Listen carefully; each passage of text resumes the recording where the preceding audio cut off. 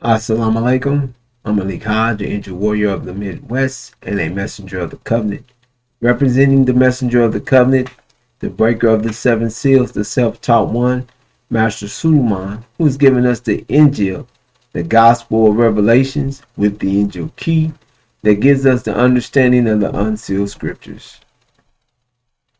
This is Up Late Update with Malik Haj. On this Monday, September the 5th, 2022.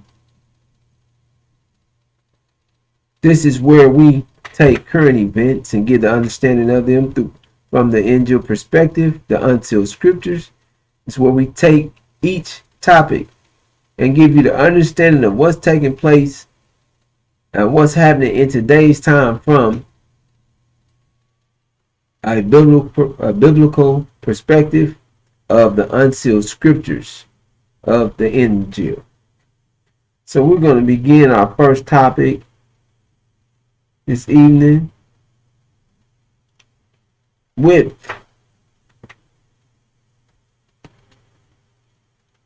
the 6.6 magnitude earthquake hits China southwestern Sichuan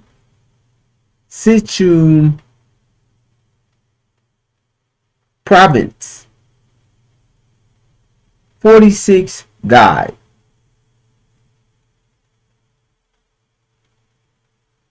At least 46 people have died after an earthquake hit China's southwestern Sichuan province on Monday, according to an update from Chinese broadcast CCTV on Monday.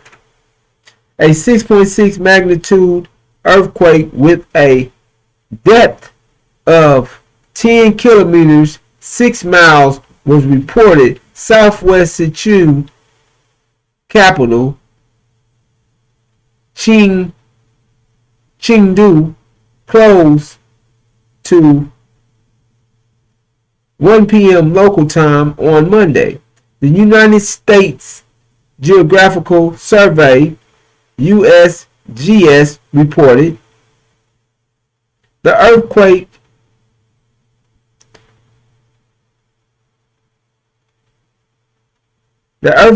epicenter was about 43 kilometers, 27 miles southwest of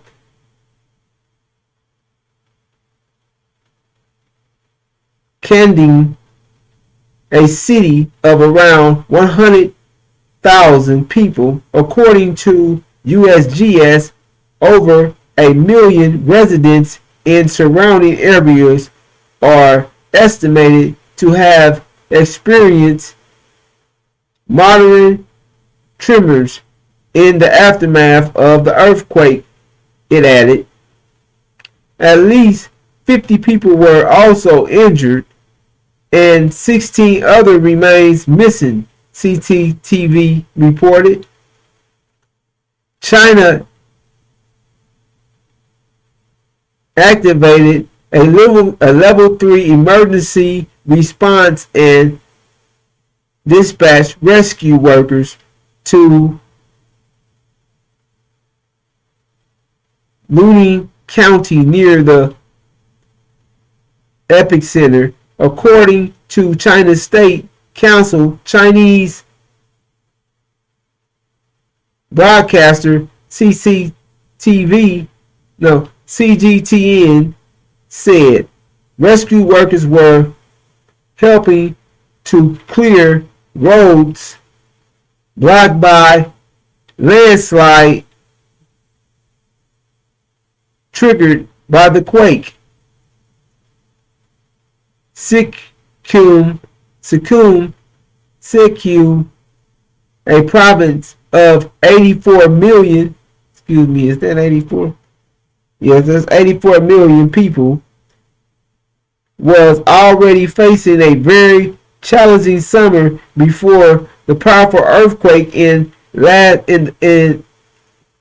earthquake in last 2 months, the province has endured drought and its worst heat wave in 60 years.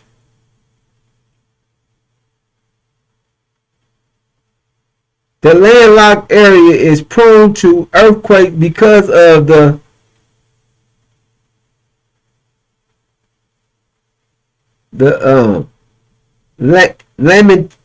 Langmashane fault, which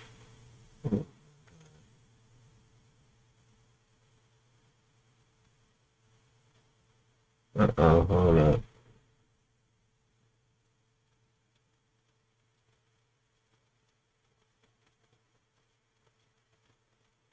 Which turns through Sikkim's mountains.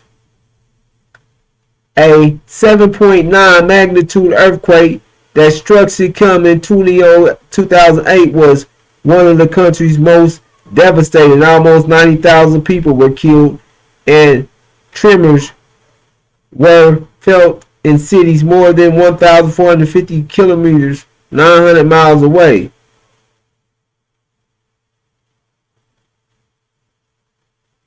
Okay. So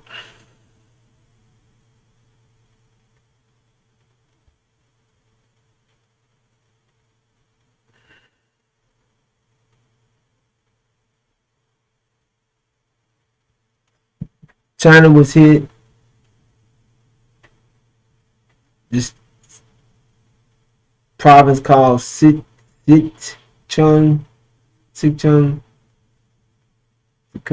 Sichuan.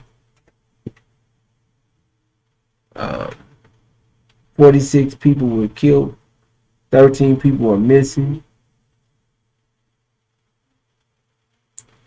They said the area was over the last 2 months was really dealing with drought. China's dealing with one of the worst droughts they've seen in, they said, 60 years.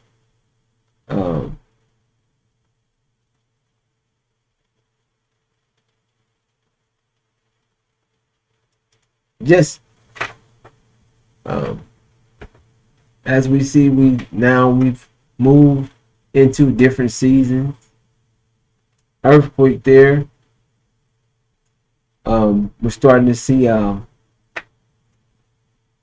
the hurricane season is coming in, and they're seeing activity out in the Atlantic.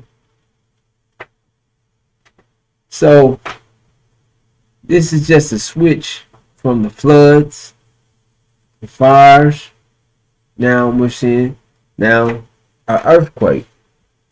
6.2 or 6.6 tremor.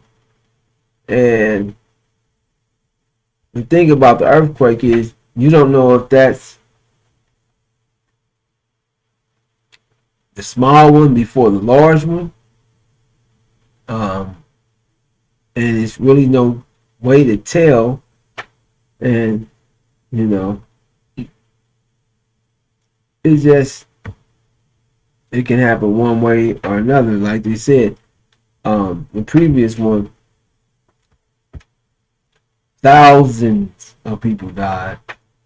They said like 96. Was it? Let's see what it was. It was several thousands of people died in the same place, in that same province, or around that same area of China in 2008. So we're gonna go to our next topic. Keep it moving. Okay. From one disaster to the next.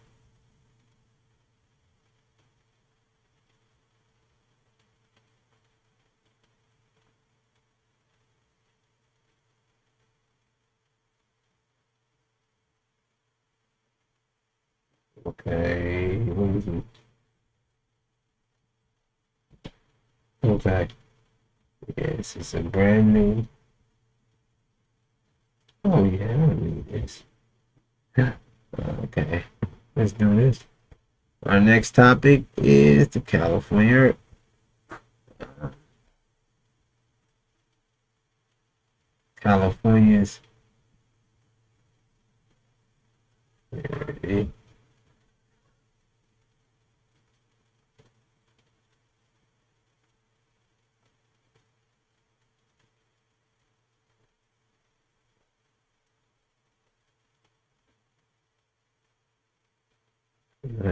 Yeah.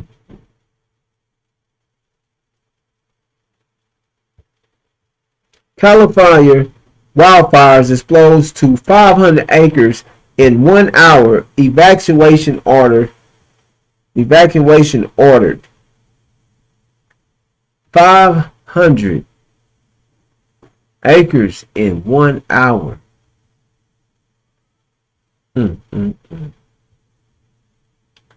A wildfire rapidly spreads to more than 500 acres on Monday afternoon in Hermit, California, about 80 miles east of Los Angeles, according to California Fires. Neighborhoods in East Hermit were ordered to evacuate around 5 o'clock p.m., about 1 hour after Fairview Fire started.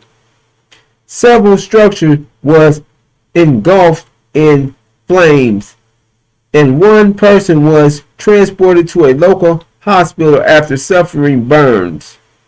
Riverside County Sheriff's Department went door to door in the neighborhood under evacuation orders to ensure that people got out safely. Multiple aircraft and hundreds of firefighters was on the scene as of 6 o'clock p.m.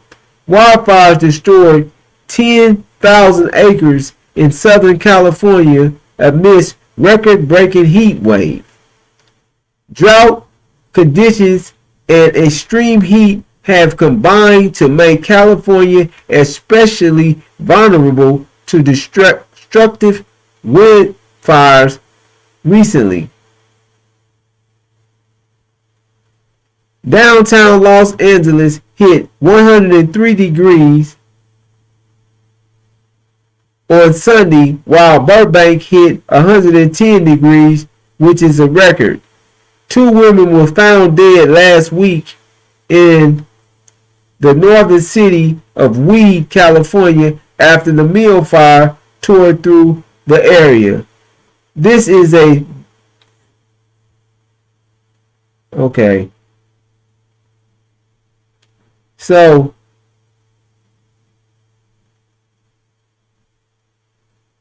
this story is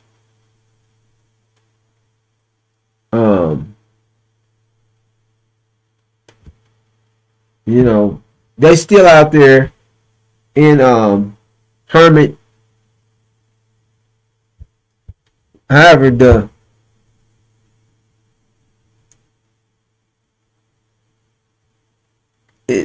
this fire is relatively a new active fire.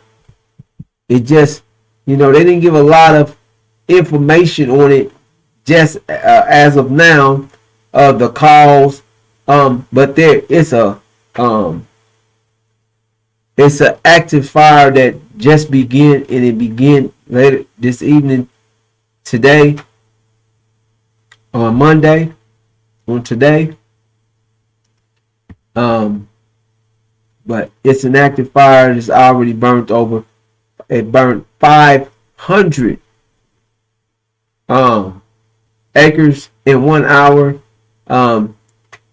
It's not contained because they didn't give any information of it being contained.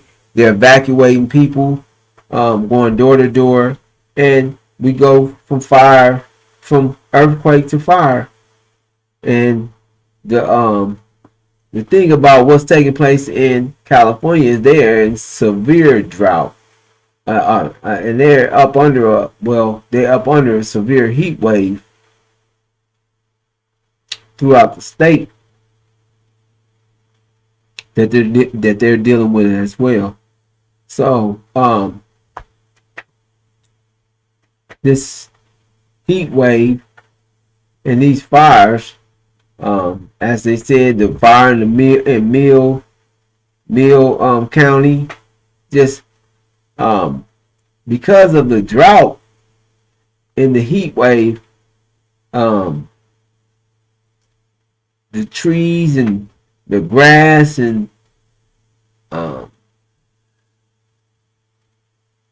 wood structures, everything is just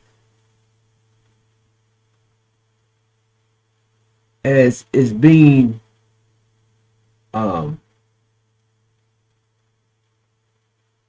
baked and ready, to explode. So that's why that knowing that's why that hermit fire burned 500 acres in 1 hour, because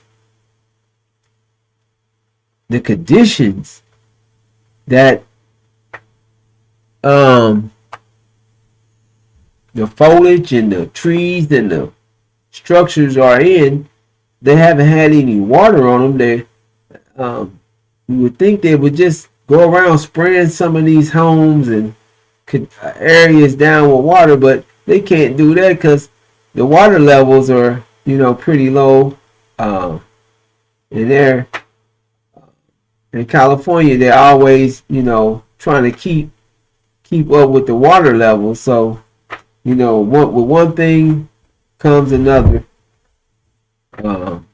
obstacle. So if it's not burning,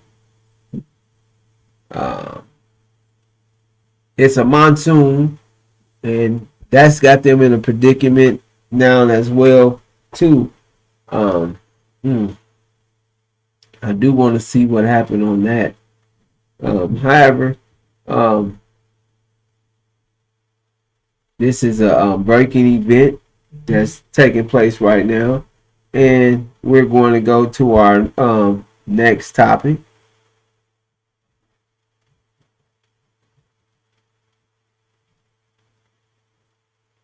Let's see. Go to our next topic. And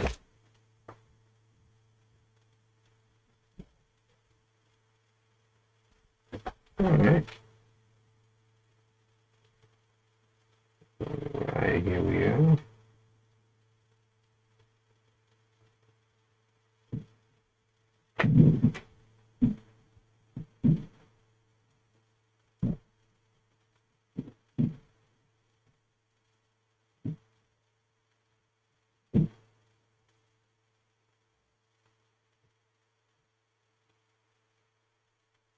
I want to do it like this.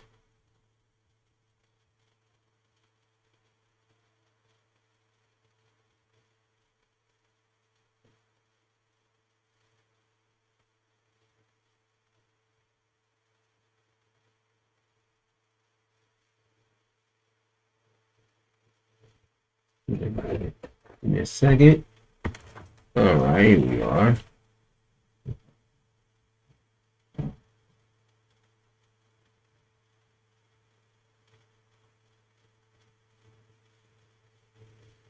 There we are. There we are. Okay. Pressure on Biden's administration to stop Iran deal will damage with Israel expert says.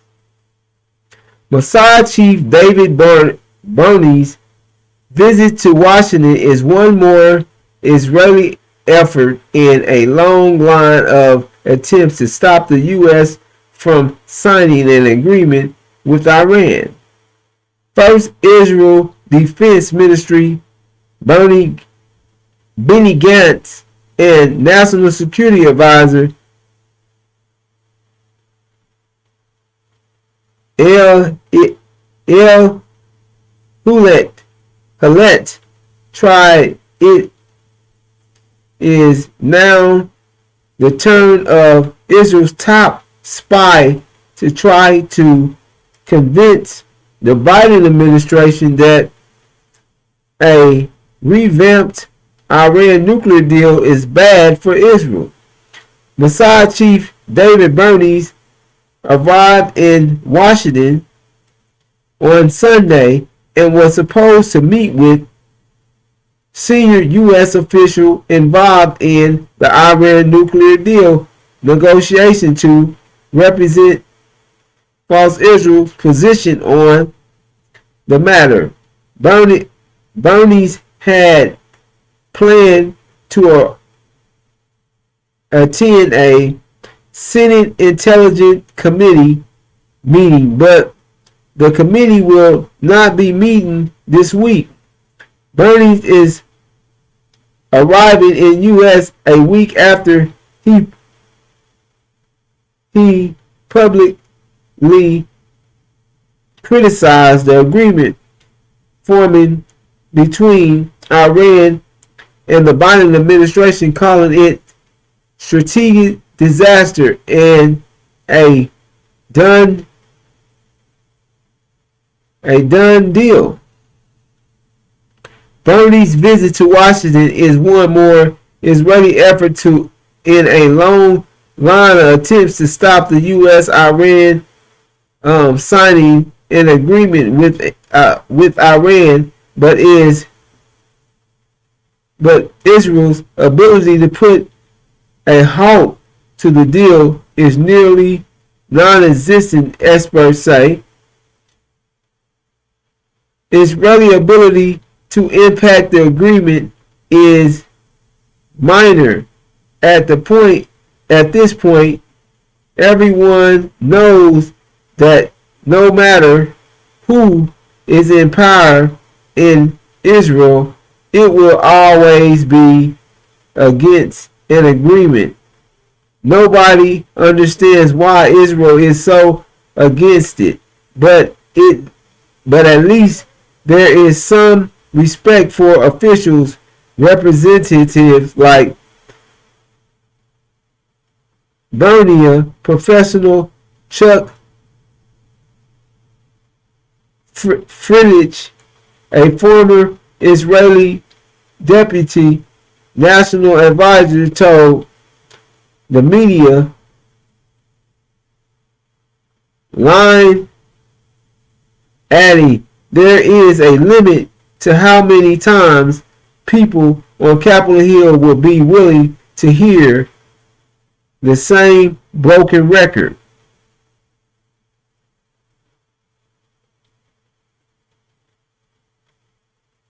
Friedrich, who was Israel's deputy national advisor during the negotiations of the 2015 nuclear agreement, known as a Joint Comprehensive Plan of Action, also was part of the Israeli dialogue team that went to the U.S. in 2003 ahead of the Second Gulf War. He admits that Israel's efforts are better constructed this time.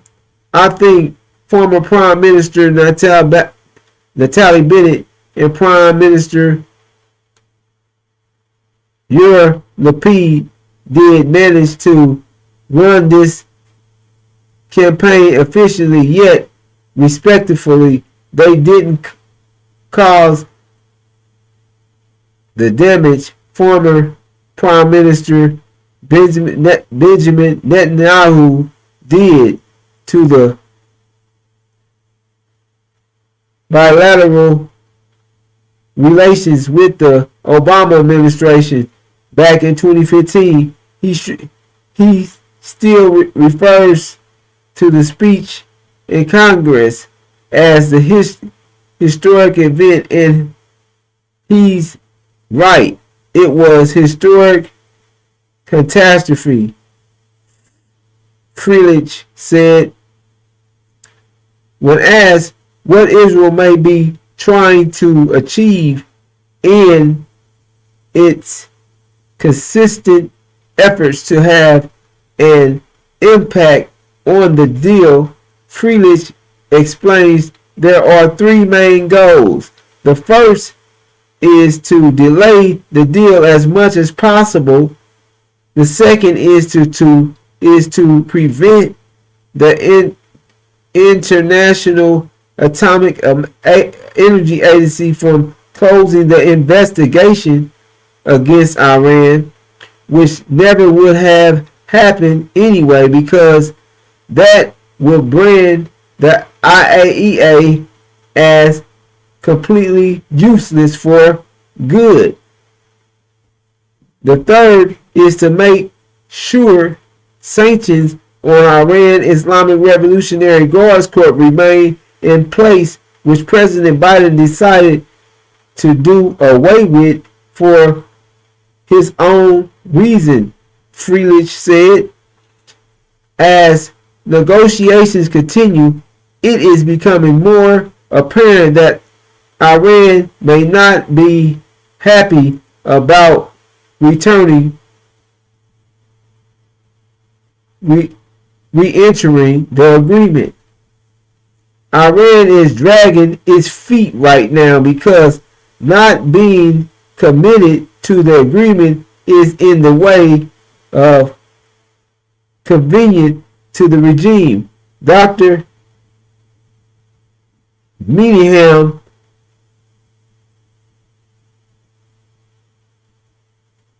Merhavi, an expert on modern Iran at the Harry State Truman Institute at Hebrew University in Jerusalem, told the media line the public wants the sanctions to be lifted, but that would expose the truth that the Iranian economy is devastated, not only because of the sanctions, but because of the corruption. From this perspective, the regime has a lot of lose from the new agreement.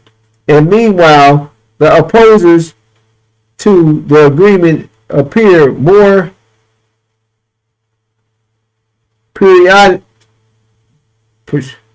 patriotic in Iran and gain support from the street. He explained, the Iranian economy has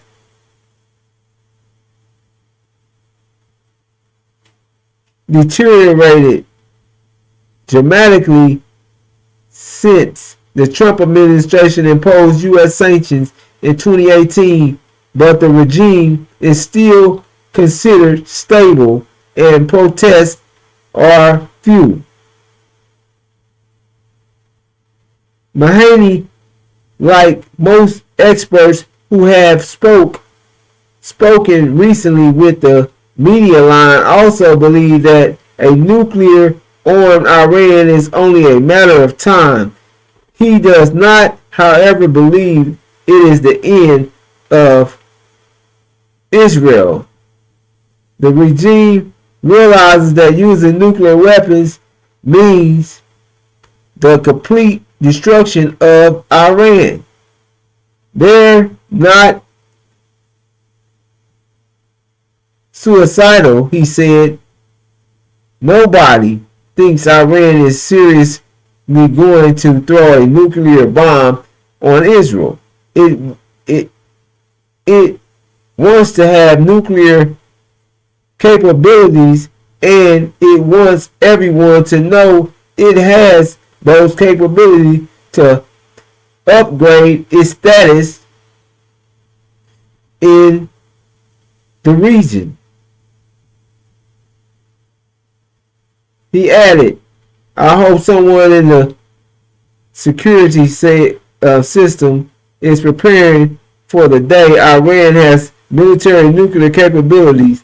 This doesn't mean Iran will try to take over the Middle East with the nuclear weapons when it has one. Only that Israel must recognize that day is probably coming.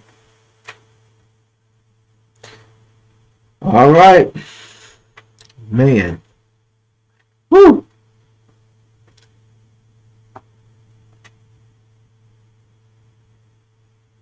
That was a lot. Israel, false Israel, has sent their Mossad, their spy, their top agent of the Mossad to try to get the Biden administration to stop negotiating with Iran, this nuclear agreement. They don't want it to happen, and they're against it. However, through all of what was just shared, it still came to the point that the IAEA and its investigations, and that Iran wants all those investigations dropped. And they said if the IAEA does that, then the IAEA is done altogether. And that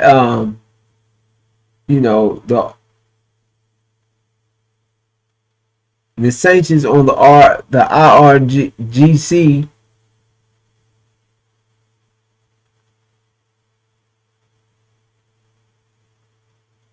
that Biden got rid of, they're saying that they would like to see them, Biden got rid of it and decided that, he wouldn't push for that. And still, the problem is they're saying that they still don't think Iran is really wanting to go back into this agreement. They're dragging their feet. It's still not a good agreement. And they're also saying that in it, you heard that only false Israel thinks that Iran acquiring a nuclear weapon means an end for false Israel. That's not what's going to bring them to an end. However, the truth in that point is that they won't be the only nation in the Middle East to have acquired nuclear capabilities, so that takes away from their power in the Middle East. So that's another reason false Israel, doesn't want Iran to acquire nuclear capabilities, but they're not going to be able to stop the negotiations. However, Iran's not going to go back into them, because no matter what Joe Biden does, Joe Biden's administration, they can't give a guarantee. This and any other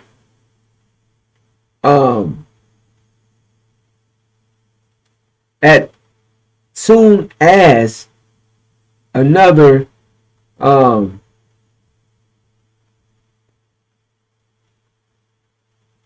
administration is brought in, they can close this seal. They can they can replace all of the sanctions.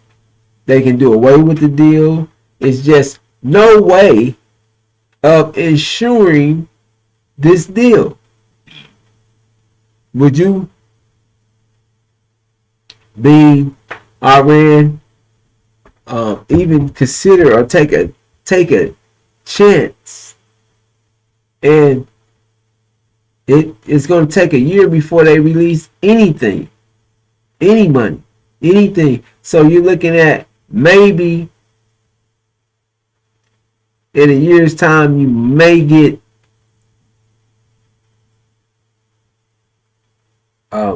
what did they said 146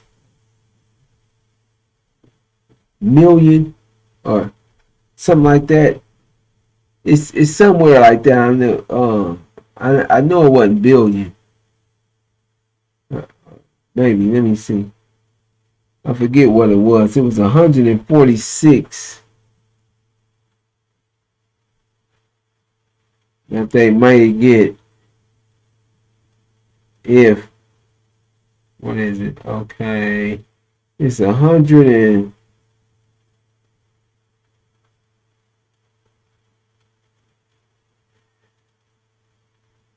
I don't have it highlighted.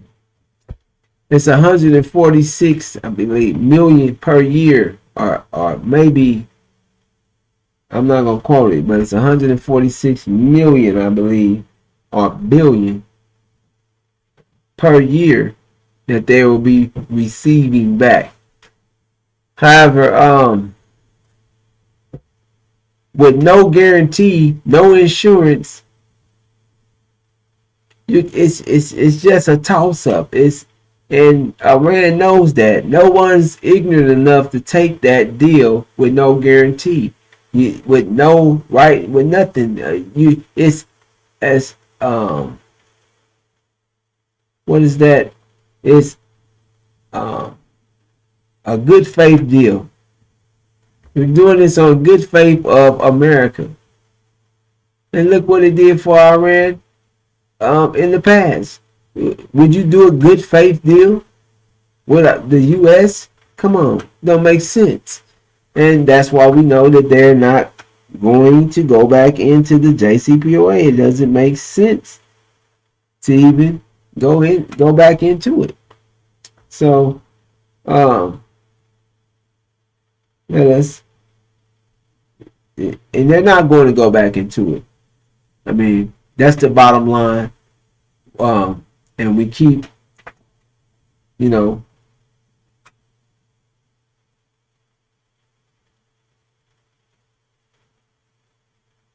um, keep looking at it because this is what's being shared. Um,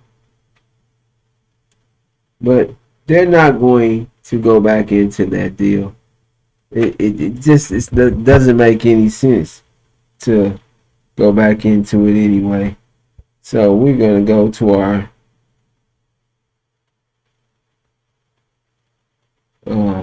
next topic. Um,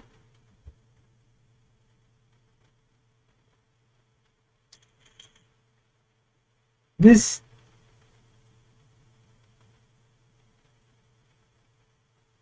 this should we go there? Cause I'm gonna steer away from that. I would if I would have spoke on it last night. I would have came back with the. But no, I'm gonna stay away from it.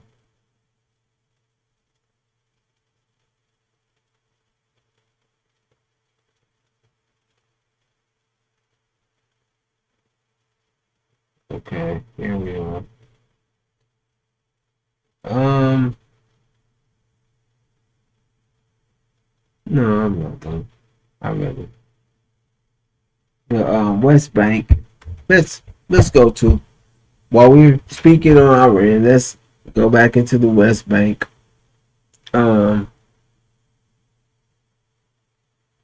yes, let's do the West Bank. And it makes sense. Just keep up with.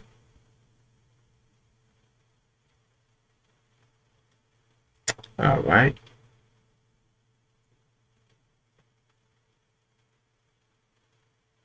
in 12 hours.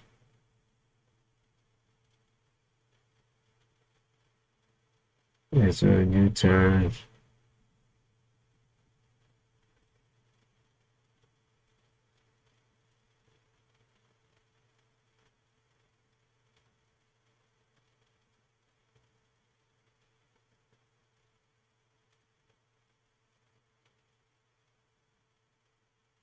Now this is Israel. False Israel delays admins new restrictions on foreigners in the West Bank. Update. Text removes the conditions that foreigners visiting inform Israel about relationships with Palestinians. Israel has delayed the implementation of a set of recently revised restrictions (PDF) for foreigners entering the occupied West Bank after widespread backlash against the rules, which intentionally include stipulations that foreigners notify Israel's authority within 30 days of starting relationship with Palestinian residents. GOGAT, the Israeli military body responsible for Palestinian civil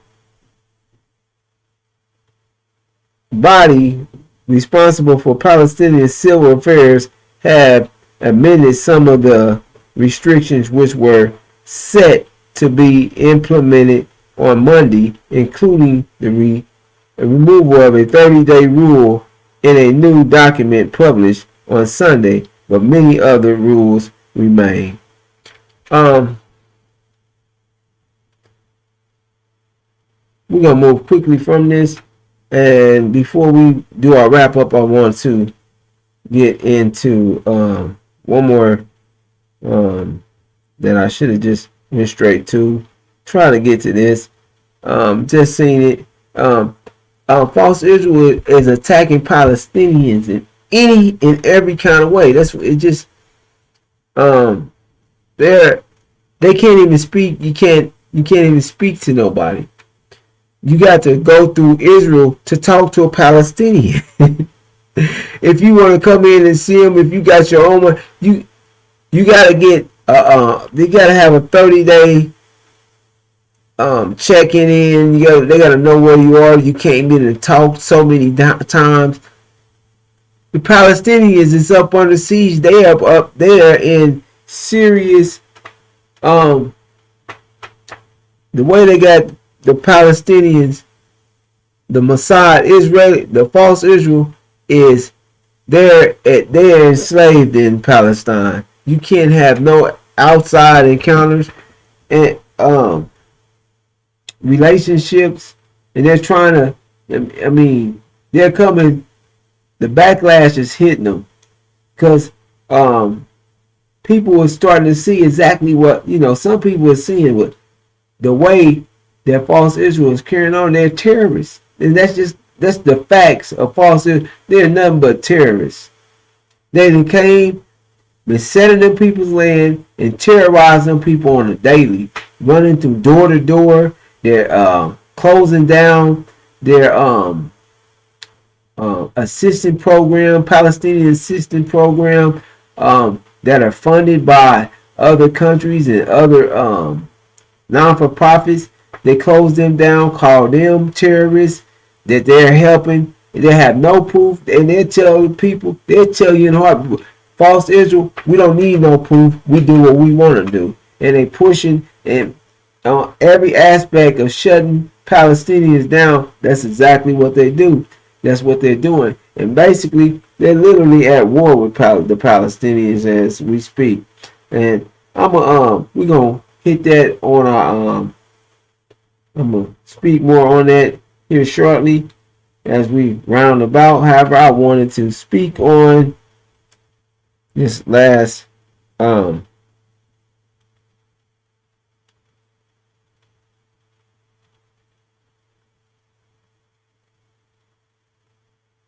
Okay.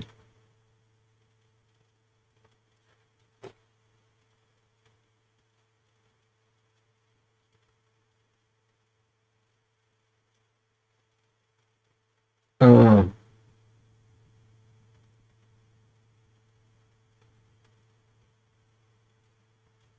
Okay. It's exclusive.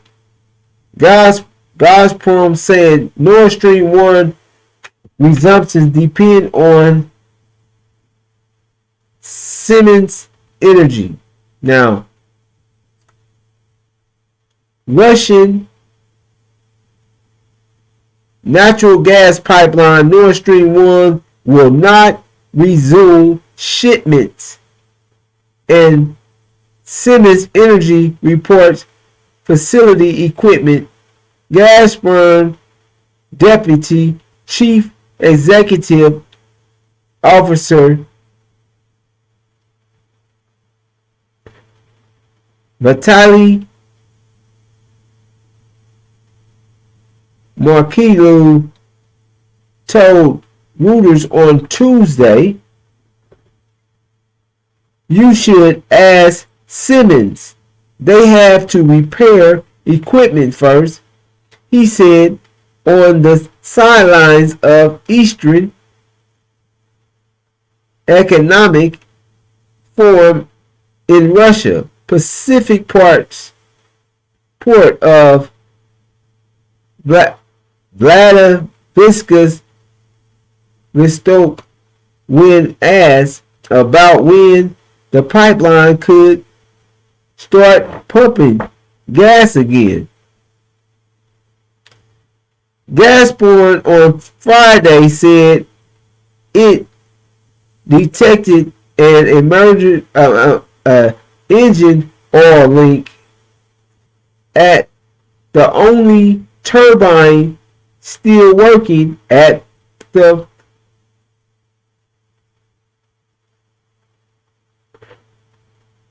petroleum compressor station for the Nord Stream 1 system, and I was shut a system and was shut off supply until it was repaired.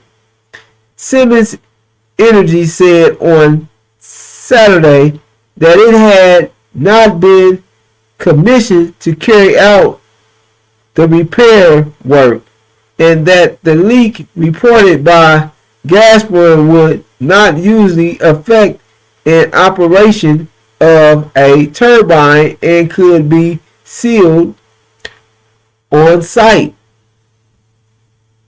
It also said other turbines were available for use at the affected compressor station. So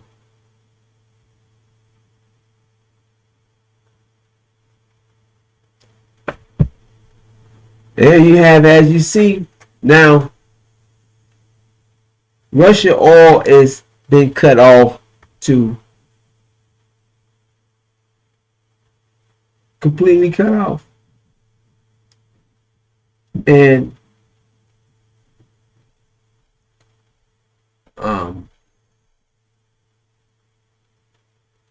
they're trying to counter it with some other, the West is trying to counter it with some other type of sanctions and all price capping and gas capping for Russia. And they're trying to get Russia to fold, but as you see,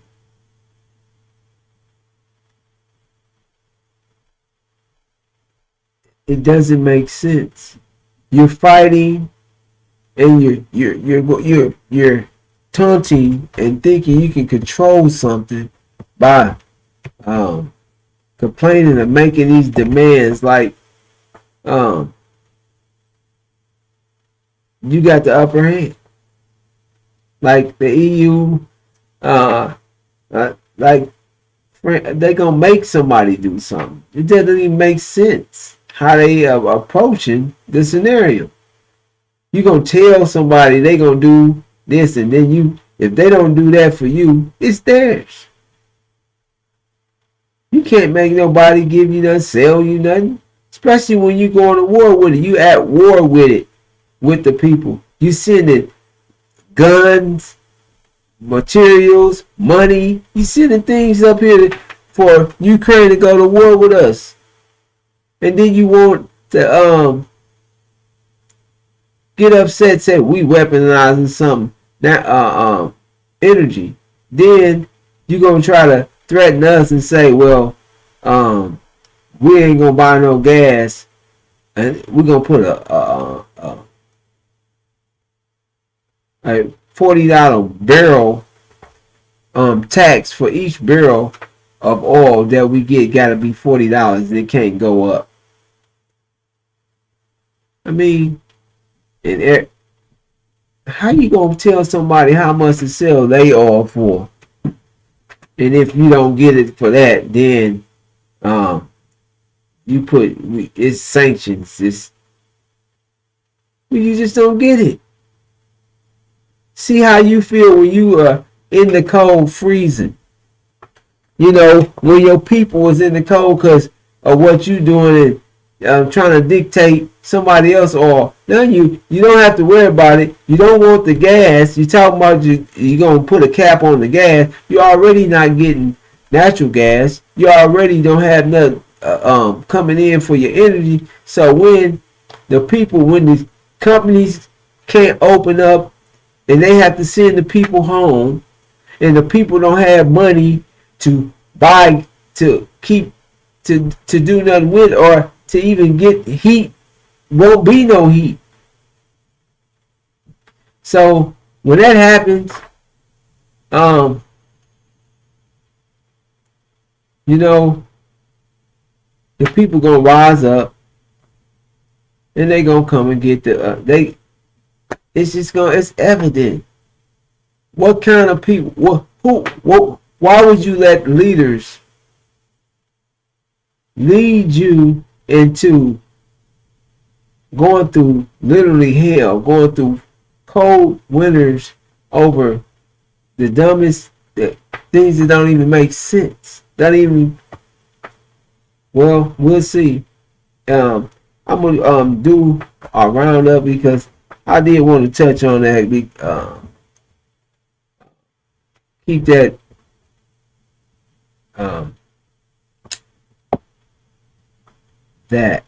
what's taking place with the oil, the energy, it really has a severe impact taking place. And from what the angel perspective and what the angel shared, what's going to take place, we have been given this scenario far in advance that this was going to take place way before you knew of a war, way before the war broke out. And we've given you this from the unsealed scriptures that this was going to happen verbatim, that what was going to happen in Europe, throughout the EU, throughout the Europe, France, throughout Britain, that they're dependent on Russian oil. They depended on exported oil. So when the time when they were put into this position, they will be put into this position, and they wouldn't have no oil for energy, and they're going to insist on going to war, doing this. You have to think about this. How can you even go to war when you making threats? You can't even heat up your homes. You can't even heat up your businesses. You can't take care of your people. And you talking about, and the situation gonna come down where they're talking about what they're gonna do. They gotta react. They gotta prepare. They even told their people we have to prepare for war. And NATO, they're all NATO allies. These EU, the France. So in any um, event that NATO has to go to war, and they will win the war in the Middle East. After that war in the Middle East, they're going to go to war with Russia. Everybody knows that NATO wants to go to war with Russia anyway. America's pushing this. NATO countries are with it, and they're acting like Russia wants war with them, but they're going to have to go to war because they can't force Russia to do anything that they don't want to do. But Russia's not in a position where they need the EU's gas, natural gas, and oil, food, grains. Russia's not in need of Europe's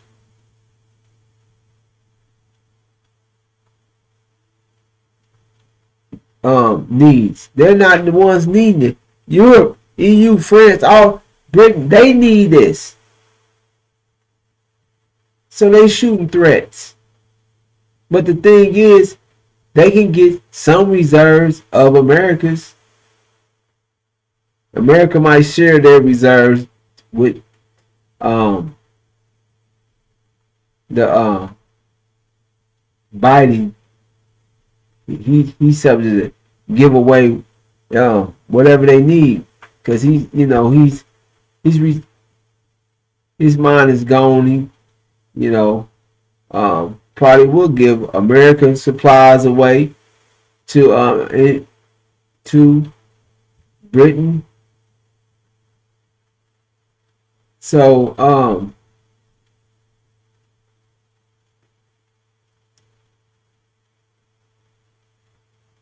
that's where we are now. There's no more oil going over there. They're shooting threats, and they don't even have. You can't heat up your people. You can't have businesses. Everybody's looking for a total collapse in the economy, and you're talking about might go to war and having to not might go to war, and you don't even have anything. You don't even have petrol. You don't have gas to even go to war. You don't have energy. So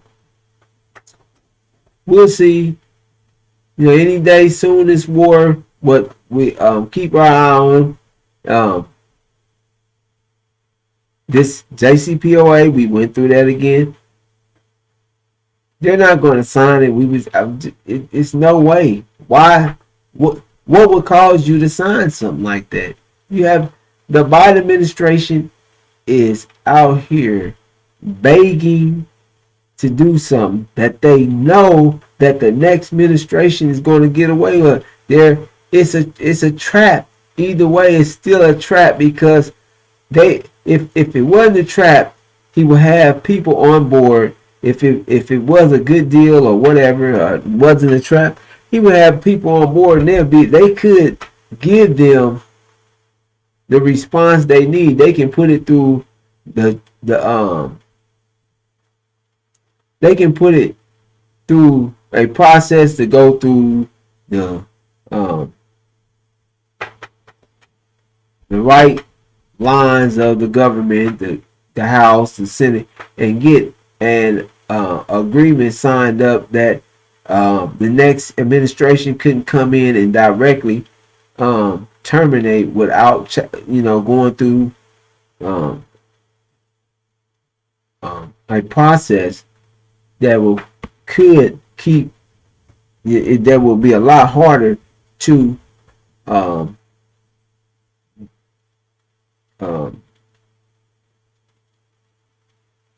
destroy or to get rid of the agreement.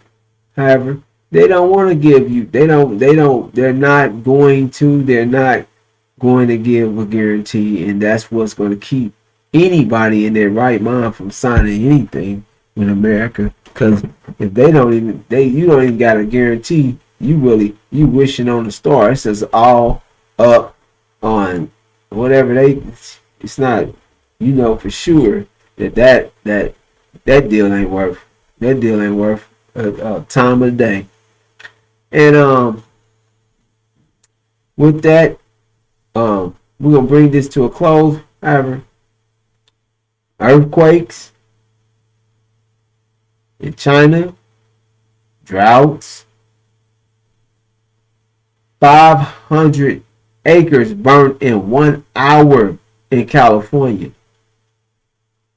That's the newest fire burning.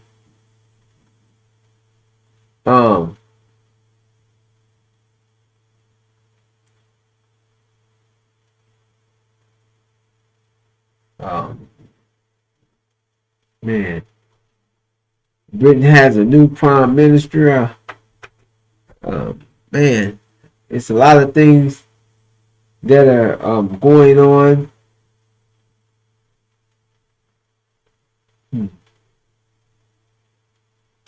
However,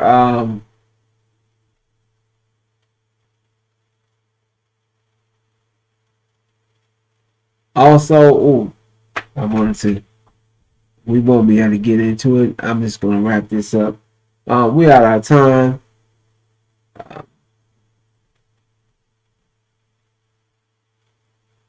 I would like to say that my special reports are breaking news. They'll be coming soon. We're still working on a couple of things. However, you can expect that, and I have to get some breaking reports. I have, something that's needed to be known, something drastic, and it's a lot of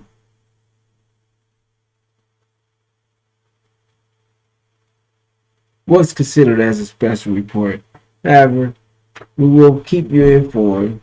Thank you for watching, and we'll see you tomorrow at the same time, 11 o'clock Central, 12 o'clock Eastern, and 9 o'clock Pacific. And I'm going to greet you as we came